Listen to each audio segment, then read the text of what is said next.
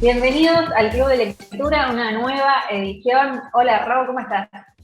¿Qué haces, Sole? Muy bien. Bueno, la verdad con mucho entusiasmo porque hacía tiempo que teníamos ganas de entrevistarla a ella. Es santafesina, periodista, escritora, presidenta o responsable de la editorial Chirimbote, que tiene los libros de la colección Antiprincesas y Antihéroes, entre muchos otros. Y por eso le damos la bienvenida a Nadia Fin. ¿Cómo estás, Nadia? Hola, Nadia. Hola, hola, ¿cómo andan ustedes? Muy bien por acá. Bueno, una alegría tenerte. Y la primera pregunta, tengo que ir directamente a la colección Antiprincesas y Antihéroes, pero más que nada preguntarte por tu propia experiencia como lectora de niña, si recordás algún libro que te haya marcado en el sentido de decir, ¿qué es esto que me está planteando?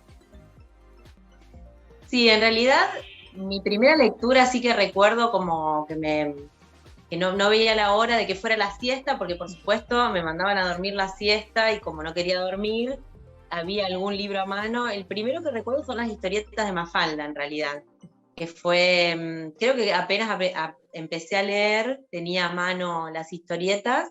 Después algo de Dylan Kifke, por ejemplo, de Marilena Walsh, también lo recuerdo como con mucho gusto. Y después recordé hace poco que en esos tiempos de la siesta sabía dónde mi papá y mi mamá guardaban las revistas Humor, y yo las revisaba porque había como cosas que no entendía, pero otras que sí, así que la revista Humor también me acompañó, pero fui creciendo con la revista Humor porque cada vez iba entendiendo más cosas. Pero eso me acordé hace poco, como que fue una influencia rara, porque lo leía a escondidas. Y Nadia, por ahí de esos cuentos más clásicos, ¿había alguno que te puso en jaque en algún momento? Digo, no sé, Blancanieves, no sé, La Bella y la Bestia, La Bella Durmiente, no sé, de los clásicos. ¿Hubo algo que decís, che, pero qué onda? ¿Tiene que encontrar el príncipe azul? ¿Se tiene que casar y tener hijos? No sé si esto es lo que yo quiero para mi vida. ¿Hubo algo que ahí te hizo un ruido? En realidad, cuando era chica, mi discusión con el tema venía sobre todo por el lado de los juegos, Ujú. porque a mí me pasaba, recuerdo mucho, que cuando estaba en Sunchales, digamos, que es chico, jugábamos un montón en la calle y me tocaba jugábamos a una serie que se llamaba Pie Grande y el Niño Salvaje, y a mí me tocaba ser de la chica que se sentaba en un árbol y esperaba. Entonces yo siempre peleaba por ser el niño salvaje, pero me decían, pero vos sos la única chica del grupo, ¿por qué niño salvaje? Bueno, porque quiero hacer algo. Yo creo que ahí tengo la idea esa de por qué nosotras tenemos que estar sentadas, pero no era como una sensación de querer jugar. Después fue llegando, sí, más cuando estudié maestra jardinera, que sentía que hacíamos actividades representábamos en teatro algunos cuentos, teatralmente, digamos, y estaba el problema de que qué hacían las niñas, digamos, era como, entonces buscar otros cuentos, ya ahí me empecé a correr de los clásicos porque de verdad me parecía que era injusto. Claro, nosotros estamos hablando de la colección Antiprincesas, dando a entender que todo el mundo la conoce, a nosotras nos gusta mucho, y son historias que recuperan historias de mujeres que quizás escapan a estos modelos clásicos, ¿no? De la mujer que espera que algo le ocurra, que venga el príncipe a salvarlo. ¿Cuál fue el criterio para seleccionar a estos personajes, por ejemplo, a Frida Kahlo, a Violeta Parra? En realidad en un inicio queríamos que fueran latinoamericanas, recién el año pasado hicimos la primera europea que fue Rosa Luxemburgo, que bueno, justo una mujer completamente antibélica, que hoy en estos tiempos, digamos, que corren, nos llamaba la atención del tema de la guerra. Y en realidad eso, en un principio que fueran latinoamericanas, porque nos parecía que había que partir por ahí, había que sentar el lugar desde donde crecen nuestras niñas y niños, nuestro contexto. Los clásicos son europeos, ¿no? Y nuestra cultura y nuestro paisaje es completamente distinto.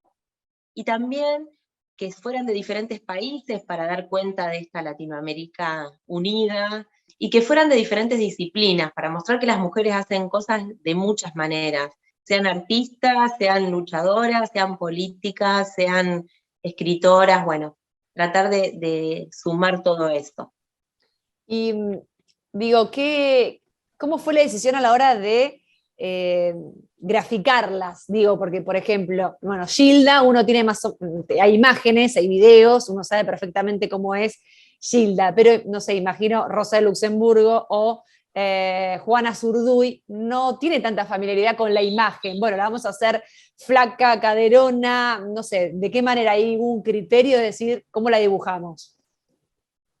Bueno, eso también fue una evolución que hicimos de conjunto, porque en un inicio Pitu, que es el ilustrador, Pitu Sá, él viene del cómic en un punto, de criarse dibujando en ese contexto, y en el cómic los cuerpos de las mujeres son muy estereotipados.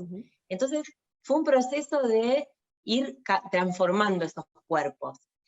Incluso Juana, cuando hacemos las ligas de antiprincesas, que tenía 50 años, que para esa época ya era una mujer grande, había parido 5 veces, entonces yo le decía, no, tiene que necesariamente tiene que ser más caderona, digamos, en ese tiempo.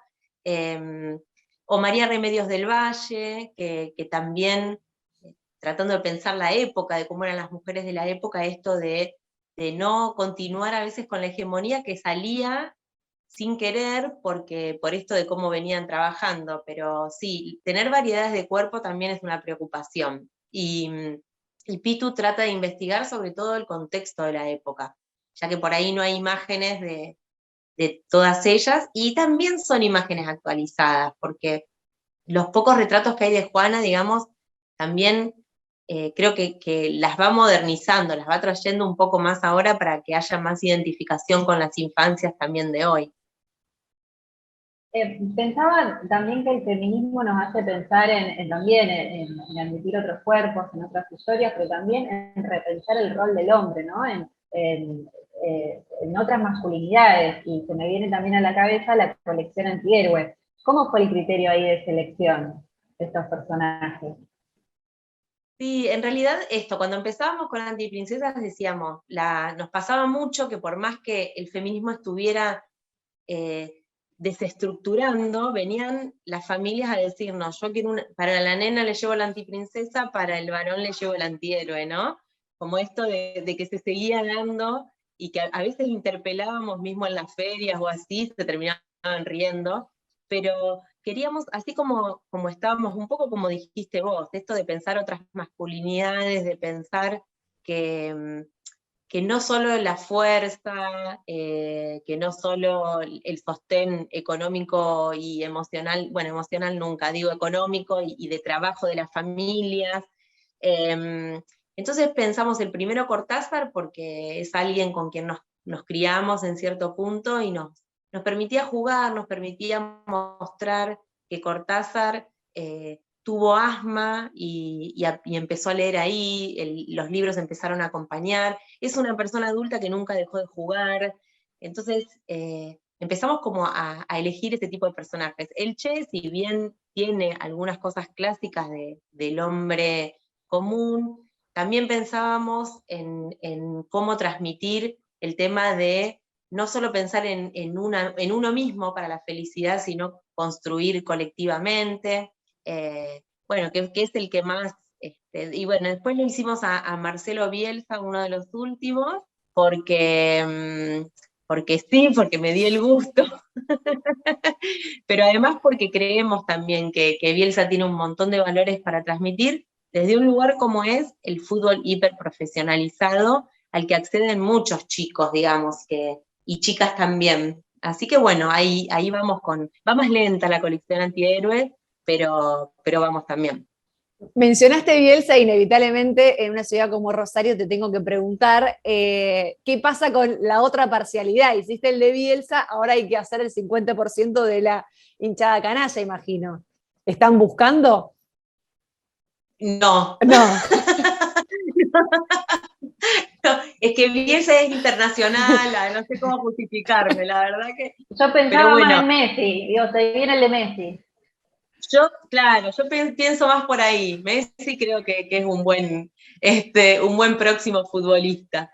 Pero no, incluso, bueno, Santiago Arat, que es periodista de Rosario y canalla, confeso, me hizo una nota sobre Bielsa y fue como que siempre estamos ahí con con compañeras, compañeros o amigas y amigos canallas, teniendo esto de bromas y de cruzados, pero siempre sintiendo que somos rivales, no enemigos, ¿no? Así que bueno, no sé, me van a tener que perdonar, todavía no tuve ninguna bronca.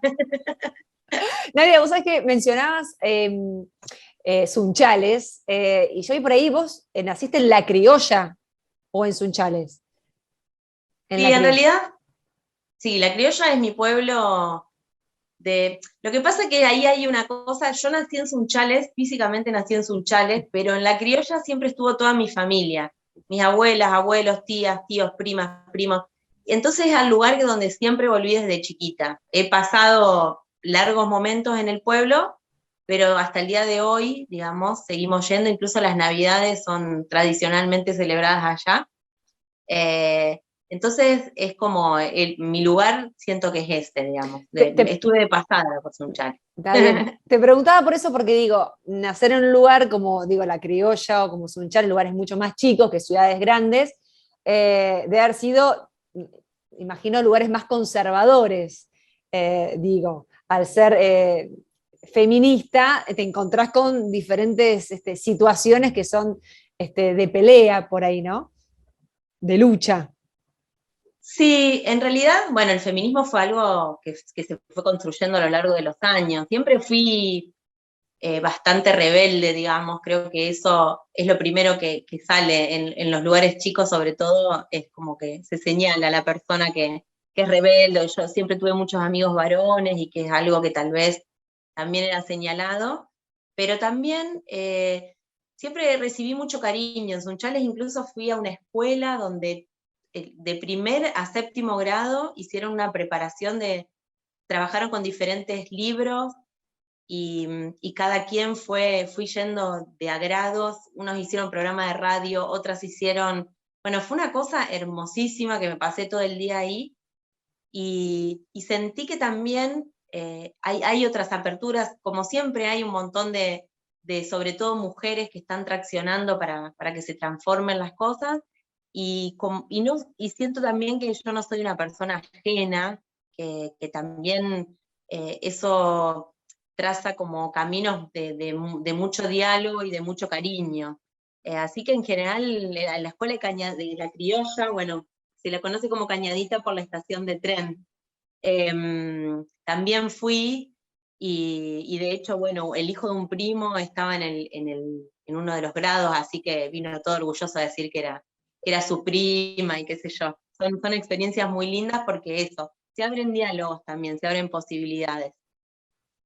Hablando de los lugares donde uno se crió o se mueve y también de las lecturas más infantiles, si se quiere, ¿podés identificar algún libro, uno, dos o más, que te parezcan que vayan más allá de esa distinción, libros que sea para todas las edades, para cualquier persona en el mundo, esos libros que resultan casi como eternos, atemporales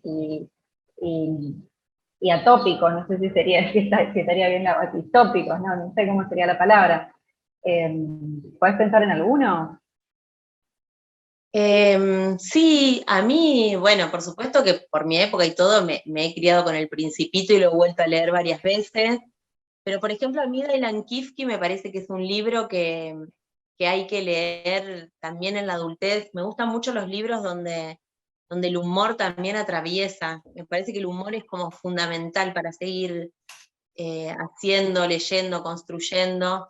Y después hay uno que yo también hago circular muchísimo, que me gusta mucho y que creo que tiene cada vez más vigencia, que es uno de Gustavo Roldán, que se llama Sapo en Buenos Aires, que es un sapo que viaja a Buenos Aires y vuelve al monte chaqueño a contarle a los demás animales cómo era Buenos Aires. Entonces es, eh, es muy desopilante porque los animales no creen que la gente trabaje para comprarse ropa para taparse el cuerpo, por ejemplo. Le dicen, no, sapo mentiroso.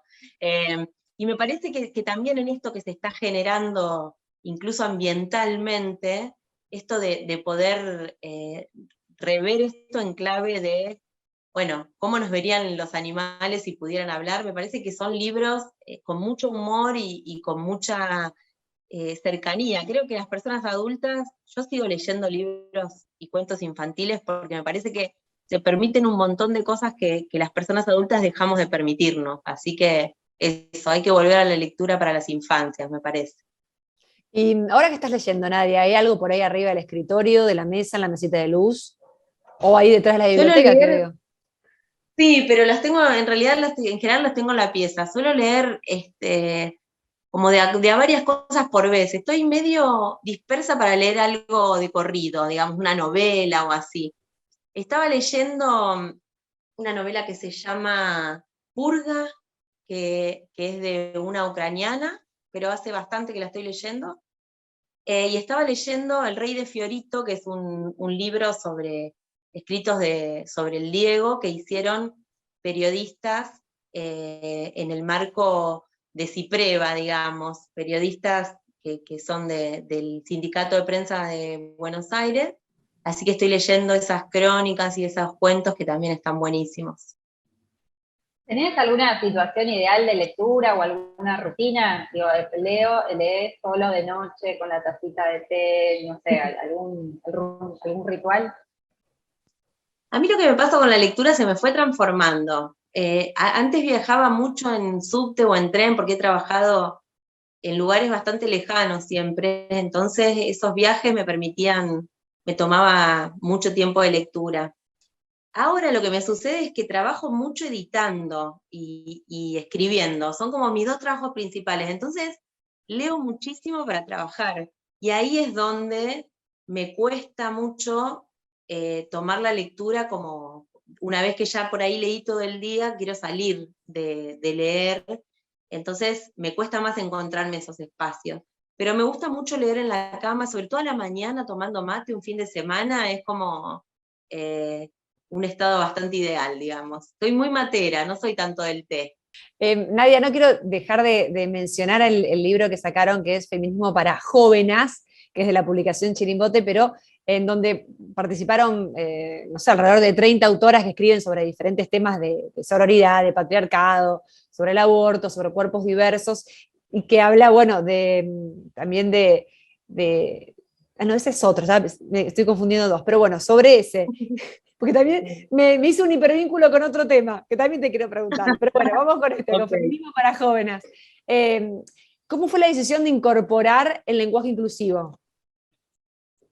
Bueno, ese feminismo para jóvenes hizo un ruido tremendo. De hecho, cuando empezamos a publicarlo en redes, hay grupos todavía de páginas que todavía nos escriben odiándonos ¿En porque serio? pusimos jóvenes. Sí, sí, sí.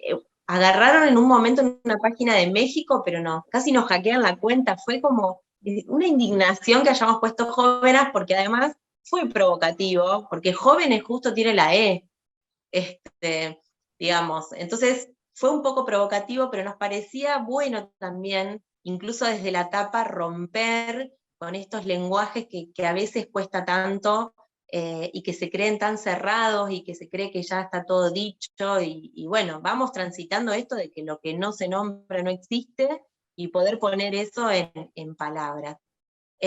Así que sí, creo que ese fue el primero que usamos el lenguaje inclusivo, por lo menos para grandes, pero también como cada quien escribía, digamos, y había mucha variedad, como vos acabas de decir, de autoras, también queríamos respetar esa forma de escribir, que sobre todo era de las jóvenes. En esto de que las compiladoras somos Laura Rosso y yo, que somos mujeres de más de 40, tal vez en ese momento no, pero ahí pegado en el palo,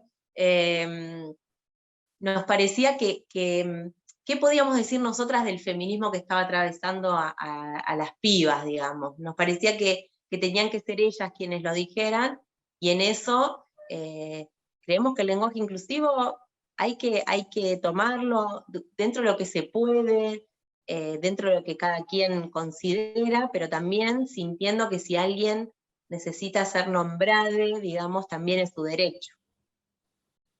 Hablando de la elección de pronombres y de palabras, preguntarte también sobre la decisión de usar el anti en la colección anti-princesa, antihéroes, porque recuerdo una nota que hicimos con Rocío también para el club hace ya algunos años, una doctora en letras, que ella se manifestaba, no sé si en desacuerdo, pero como que le hacía ruido la selección del anti, porque interpretaba que, digamos, los cuentos de hadas o todo este mundo principesco de los cuentos clásicos tenía más que ver con una cuestión del campo simbólico imaginario, que no necesariamente tenía que enfrentarse con la realidad en su ¿por qué anti? El anti fue no sé, lo pensamos en realidad, cuando empezamos a pensar la colección, no teníamos todavía el nombre. Empezamos primero por Frida, por pensar que la segunda era Violeta Parra y la tercera Juana Zurduy. Esa trilogía la pensamos desde el vamos, digamos. Al igual que Cortázar, Galeano y el Che. Pero sí, como la primera fue Frida, la segunda fue Violeta, salieron en ese orden, la tercera Juana, lo que pensamos fue que mientras lo estábamos haciendo era esto, estas mujeres estamos oponiéndolas a las princesas. Yo a veces discuto un poco con esta cosa simbólica de los cuentos de hadas, porque me parece que a veces sacándole peso, no llegamos a lo profundo de lo que nos dicen durante muchos años. Creo que la perspectiva de género es lo que nos ayuda a decir, bueno, sí, es fantasía, bueno, pero también hay una realidad, hay mujeres que se pelean entre ellas, que hay madrastras que mandan a matar a sus hijastras por lindas, hay príncipes, los reyes son unos pelotudos realmente, porque los reyes se les muere la mujer, no saben qué hacer con sus hijas, se casan con una mala que los maneja como, no sé por qué están gobernando en un punto. Entonces hay todo el príncipe es hermoso y salvador y valiente y nunca tiene miedo. Me parece que estos arquetipos en un punto van marcando una forma de ser.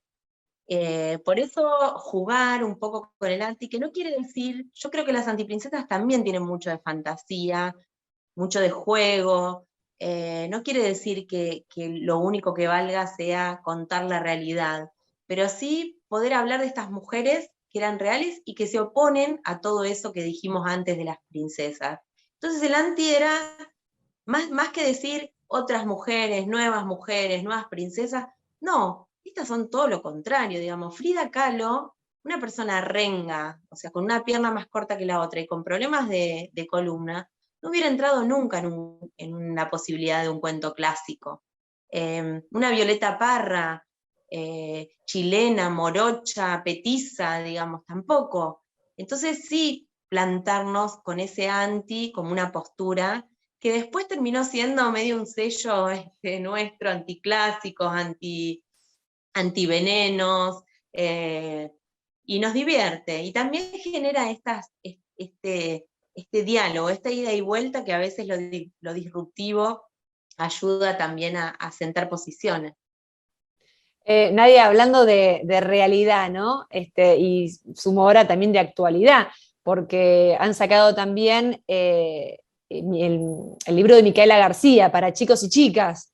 Y digo, el tema de Micaela García, que generó también la ley Micaela, y que, si no me equivoco, creo que por el Frente de Todos fue repartido a diferentes diputados. ¿Ustedes tuvieron que ver en eso o fue totalmente sorpresivo?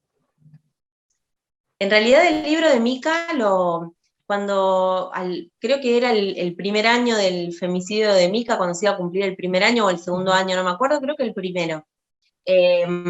Habíamos ido a Concepción porque nos escribieron Yuyo y Andrea, el papá y la mamá de Mica, para pedirnos libros, nos querían comprar libros porque Mica le había comprado los primeros a su ahijada, y entonces querían regalarle toda la colección, el resto de la colección, lo cual nos impactó muchísimo, porque no sabíamos eso, y entonces le dijimos, no, ¿cómo lo van a comprar? Se lo llevamos nosotros a Uruguay, o sea, a Concepción del Uruguay, a Entre Ríos.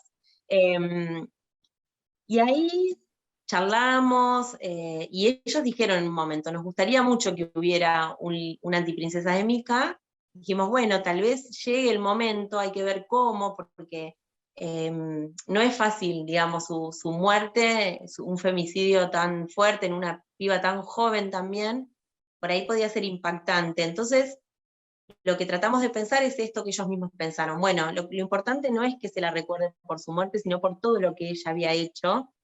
Y empezamos a trabajar, nos llevó años, como a veces llevan las cosas, y después la compra esta, digamos, para diputados, fue como algo que surgió después, que una diputada que conocía a Yuyo le dijo que sería interesante, que acompañar, digamos, dentro de la ley esto para fomentarlo. Yuyo sí nos habían pedido, y Andre, queremos traccionar la ley, necesitamos que Mica esté bien presente, e incluso en el libro hay actividades para trabajar la ley Micaela con infancias y adolescencias, que eso lo hicimos junto con la fundación que dan los talleres, así que bueno, un trabajo de conjunto que a veces llega a lugares bastante inesperados, digamos. Nadia, pienso que la colección Antiprincesas y todo lo que llegó después, un poco fue previo al estallido quizás más fuerte acá en Argentina de Ni Una Menos, ¿no? Como que fue un poquito anticipatorio, si se quiere. Y bueno, después le sumaron antihéroes, el lenguaje inclusivo. ¿Qué sería lo próximo? ¿Cuál sería el próximo paso? Bueno, justo este año cuando empezamos, nos reunimos ahí con el resto de los chirimbotes y decíamos, la colección Antiprincesa está instalada, bueno, tenemos que seguir como haciendo cosas.